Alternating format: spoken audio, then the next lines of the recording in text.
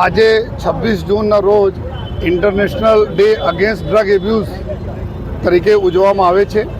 અને એને જ ભાગરૂપે આજે સુરત શહેર પોલીસ, સુરત શહેરના નગરજનો, સ્કૂલ કોલેજના બાળકો દ્વારા આજે એક રેલીનું આયોજન કરવામાં આવ્યા છે,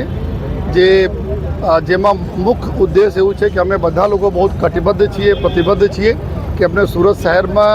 કોઈ ડ્રગ્સના કોઈ ચલન નહીં થાય જોઈએ, કોઈ ડ્રગ્સ ના લે, એના સેવન નહીં કરે જોઈએ અને જો નો ડ્રગ્સ ઇન સુરત સિટીનું એક અભિયાન સુરત પોલીસ દ્વારા ચલાવવામાં આવી રહ્યા છે છેલ્લા 4 વર્ષોથી આમાં આપણને ખૂબ સફળતા પણ મળી રહી છે. ઘણા બધા મોટા મોટા ડ્રગ કાર્ટલ હતા એના તોડવામાં સફળતા મળી, ડ્રગ પેડલર્સ પકડાયા અને આ વખતે 1-2 વર્ષ પહેલાં કરતાં અત્યારે 4 ગુના આ લોકો ઉપર વધારે ભીસ વધી છે. એના પ્રોપર્ટી વગેરે જપ્ત કરવાના, એના પ્રોપર્ટી ઇલીગલ પ્રોપર્ટી જો બનાવ્યા હોય તેના નિયમાનુસાર કાર્યવાહી કરીને ડિમોલિશન કરવાના, આ બધી કાર્યવાહી સખત કાર્યવાહી પોલીસ તંત્ર તરફથી કરવામાં આવી રહ્યા છે. પરંતુ અમે એટલો જ સહયોગ પ્રજાજનોનો જોઈએ, અમારા મીડિયાના મિત્રોનો જોઈએ, કારણ કે એક અવેરનેસની બી જરૂરી છે કે એના ઉપયોગથી શું શું નુકસાન થાય છે, શરીર કેવી રીતે ખતમ થઈ જાય છે, પરિવાર પર કેવી રીતે સોશિયલ સ્ટિગ્મા લાગે છે, એના બી અમે લોકો અવેરનેસ કરીએ છીએ અને સાથોસાથ એક્શન અને એના પછી રિહેબ કરવાના, આમાં ફસાય છે એના કેવી રીતે બહાર લાવી એના બી અમારા એસઓજીને એક ટીમ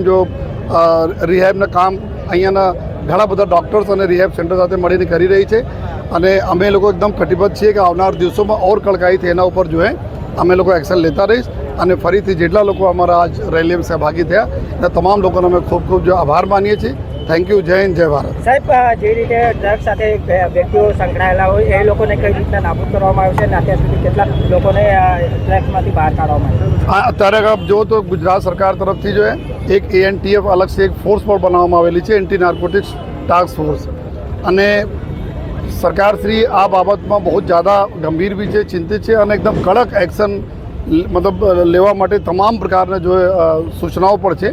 તો આવનાર દિવસોમાં અમે લોકો ઓર અમારા ટીમો છે એના મજબૂત બનાવીને ઓર બી આજુબાજુના રાજ્યોના જ્યાંથી આપણા જરૂરત લાગે છે આરોપીઓ માટે ત્યાં ઓર કડકાઈથી અમે લોકો સંકલન કરીને કાર્યવાહી કરવાના છીએ અને આપ ટૂંક સમયમાં આ બધા લોકો જોઈ પણ શકશો.